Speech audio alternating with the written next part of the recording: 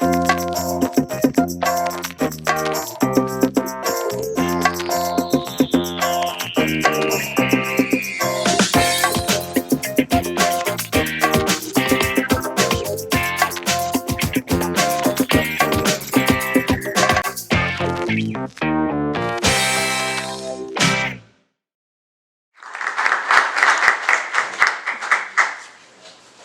I'm going to try the illusion.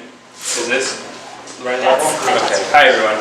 My name's Michael, and I want to say thank you to everyone at CreativeMornings Edmonton and to my class for having me here. I'm really excited to be here, and the theme of work I think is great for a talk about fiction and novels because they aren't usually thought of as what we think of work.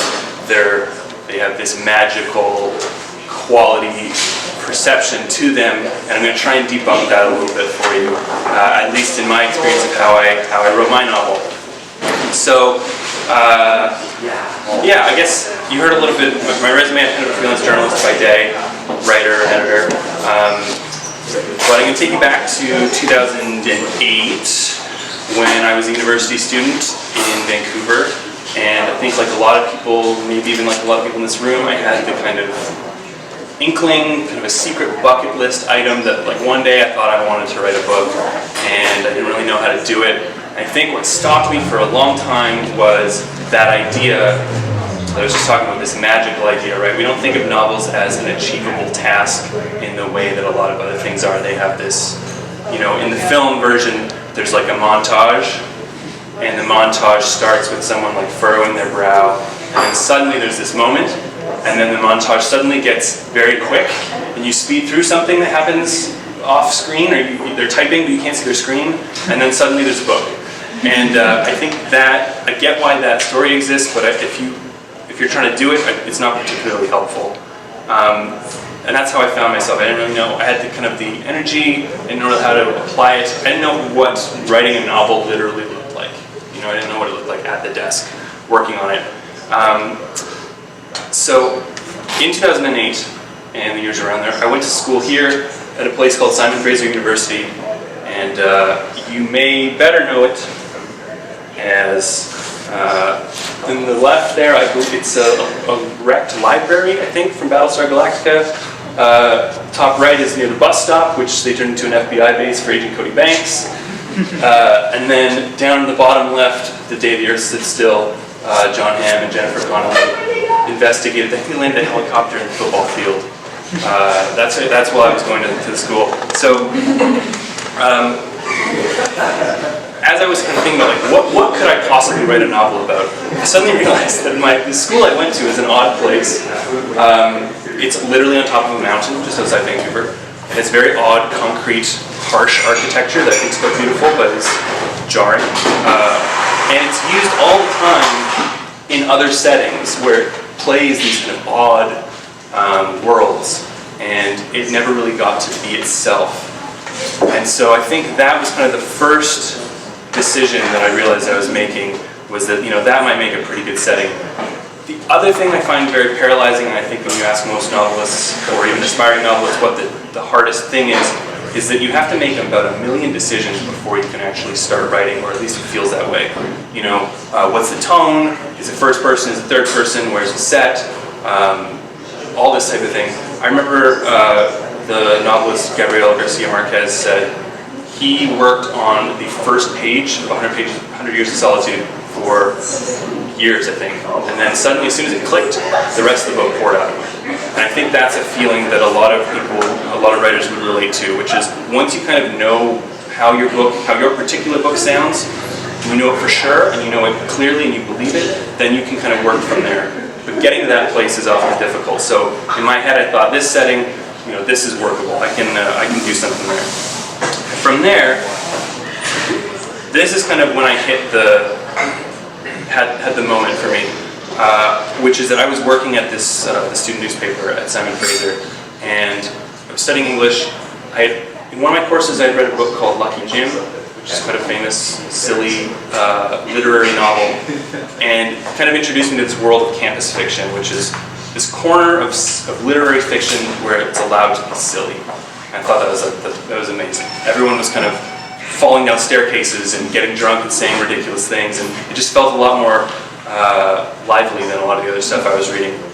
And I read more of these books and realized most of them are written by, they're from the perspective, of the professors. And the reason that is because novelists take jobs teaching fiction, and then they look around for what they're going to write their next book about, and then they say, I had this student say something dumb, I'm going to, take a shot at them in this book.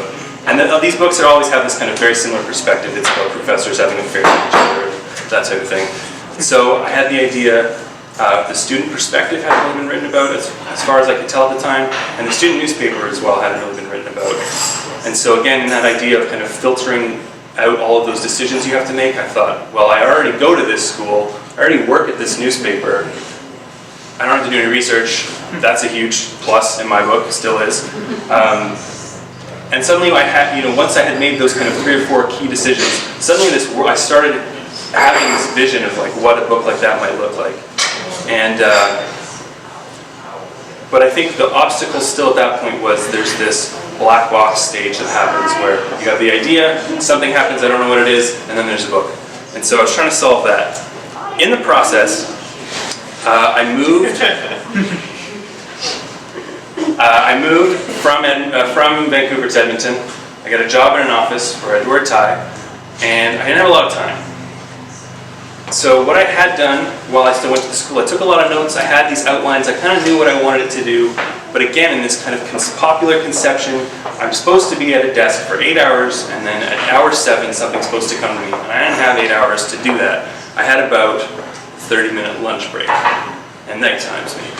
So I was trying to figure out, I think this is kind of, as far as this relates to work, this is my experience of it, is kind of get the magic out of it, and what's left is the work. And once you have that, I think, then you kind of know what you're going to do. So given that I had about 30 minutes in the day, I also kind of knew how long I wanted the book to be. I had a sense of about a 300-page book. And I also knew I didn't want to take 5 years to write this book, because that would be crushing. So I did a bit of math. I just figured out how much left of the book I had to write, which was 95% of it, I think. And I picked kind of an arbitrary date, about 18 months in the future. I just divided it. I said, how many words would I have to write in a day, every day, to write this book? And the math was about, I actually don't remember the exact number, which is very strange because it was like burned into my head for so long, but I think it was about 140 words, which is half a page, maybe not even the length of a paragraph in a book. Pretty doable. And for me, that was one of the hurdles I had, was like, I don't know how to get into this, I don't know how long of a sustained period I will need to write. Suddenly having that number in my head, I thought, well, I can do that every day. It includes weekends, I guess, but I guess maybe you can't see these numbers. But what I found was, once I kind of came up with that, and the first month was kind of a joke, I hit the targets. Because what I found was every day, if I went into it thinking I'm going to have to do this little amount, I could kind of just barf out a paragraph and then come back to it later on. There was no pressure, it had to be good. I found it kind of, I didn't always stop at 150 words, 140 words. Once it was open, I'd say, oh, I got another idea, and I would add another sentence on. And pretty soon it was kind of slowly kind of snowballing. And if you can read these numbers, I don't know if you can, most of them are above 140. Sometimes I hit 500. It was pretty, sometimes you just got carried away. I wrote chronologically, so I wrote kind of one chapter at a time. And writing in such small chunks meant I could always kind of see a little way ahead of me, and that's all I needed to do. Once I finished a chapter, I'd go back and revise it, and I just kind of plodded through the book that way. The other great thing about this approach, at least in my experience, was that I am someone who's motivated, it turns out, by guilt. Nothing motivates me like guilt at all. And so those zeros, there's a couple zeros on there, were just torturous. Like it's like, when you count calories in like a food app or something, having to like write down how you failed is so, like you can't ignore it. And just writing that zero would be like, I failed yesterday. So these zeros were just the best motivators. There's 2 zeros in a row there, and I can tell you that's pretty rare. Like for the most part, if I had a zero the day before, I was like, no way, I'm doing nothing but writing this one dumb paragraph tomorrow, and I'm not going to have another zero. And so keeping that motivation always right behind me just meant over time, as I kept going, I kept doing these calendars every month. And there are some zeros there. One of these months I was on vacation, which is, carving up time on my vacation. I'm sure my spouse is very happy to hear about this plan I have. But what happened was applying those like small set of rules every day meant that over time, you can see the middle one there is June 2010. I finished in June 2010, which was 4 months ahead of schedule. So I ended up writing basically a draft of this book in, what would that be, 13, 14 months? And if I said that to myself at the beginning, I'm going to write a book in 14 months, no way, never would have happened, not a chance. And so that was it. It was just kicking that ball forward a little bit every day, kind of making it into a unit of work that I understood. And once I could kind of wrap my head around that, I just kept going. So, the caveat here is that everybody writes a book differently, and having talked to other authors, especially my day job at the Journal, everyone's story is very different, and they find the way that works for them. Some people do have that 8-hour workday where they have the aha moment in hour 7. Some of them apparently have it in hour like 1 or 2. Suspicious, a little of that kind of story, but that's what they say. So this is kind of what worked for me, but I think that the takeaway, for if there is one, for if anyone's trying to do something like this, is that you probably know your barriers and the things that allow you or give you permission to close your laptop.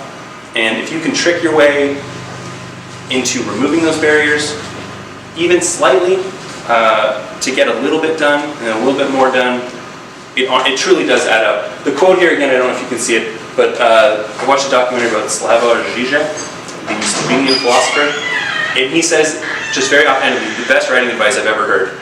And he says, there's basically 2 stages to him. He hates writing, so he says he tricks himself. The first stage is he tells himself, I'm not writing, I'm just barfing out ideas. I'm just typing, no big deal, no pressure. Then halfway through, he tells himself, well, I already wrote it, it's already on the page. Now I just have to go through and clean it up. And so the quote is, writing disappears. And I love that. I think that is the most useful thing I think I've ever heard about the writing process. For me, it works in nonfiction as well as fiction, but fiction especially, if the concept of writing a novel seems overwhelming, just get it out of your head, call it something different. As far as that film version where the montage speeds up, the reason it speeds up is not because writing is magical in the end, I don't think, but it's because the work of writing is boring, and it's hard, and it's not good cinema. So the editor says, let's ramp that up a little bit. No one wants to see this person typing, because the truth is, someone writing a book, it looks the same as someone writing an email. It looks the same as someone working on their spreadsheet, paying their bills. It's the same. Your brain is not doing anything drastically different, I don't think. Then the final point, you guys have probably heard this idea, but the idea of, can I swear in this? Yes. Children going to be watching this video? Children novelists? So the idea of the shit first draft, I like that idea. I would add to it and say you can have a shit second draft and a shit third draft. And again, for me, a barrier is saying that what you're writing is good or important or going to appear in any sense in a final printed page of a book. I find that very overwhelming. As long as you tell yourself this is garbage, but there will be, at least it'll be out of my head. Anyone here who has a book that they're working on, and I'm sure there's a couple of you, well, silently just maybe let me know if you agree with this, just project it forward. It takes up real estate in your head. It takes up 10-15% of your mental RAM. It's just dedicated to like this idea, and you haven't gotten it out yet. So just get it out. Put it on like the external hard drive, put it down in a document, and then you don't have to deal with it anymore until you're ready to deal with it. Just in terms of quality of life, I think that makes a difference. You can be present in other conversations. I remember having a very clear fear that there was this one joke I had overheard in a bar in Montreal about The Last Waltz and Van Morrison. It's in the book. It's in my book, but it happens right at the end of the book, like 20 pages from the end, because I wrote chronologically. In my head, I was like, I remember having this panic attack moment where I was like, what if I don't finish this? I never got to write down that Last Waltz joke.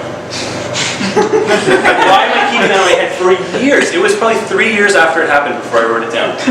Get it out of there. Just, it's a shit first draft, put it down, Get it out of there. So that's kind of what a couple things that I took away from it. In terms of work, I think that is really the takeaway, is to turn fiction into work, take the magic out of it, and what you're left with is something that, you know, you guys are creative people, you're people who do any kind of work, it's recognizable, it's the same kind of work. And once you recognize it's in that way, I think it takes the pressure off and you don't have to be a genius. You can just get it out there. And that's the ta-da moment. I'll skip over the getting an agent and getting published because that's equally even more of a depressing scenario sometimes. It was for me. But in the end, I managed to get my book published. I'm very proud of it. I've got copies over there. It was translated and into German. You can see I never described the main male character in my book, but you can see they nailed it. It's like the universal archetype of male undergrad. And yeah, so that's kind of all the tips I had to share with you, the story I had to share. I guess we'll do some questions from the group.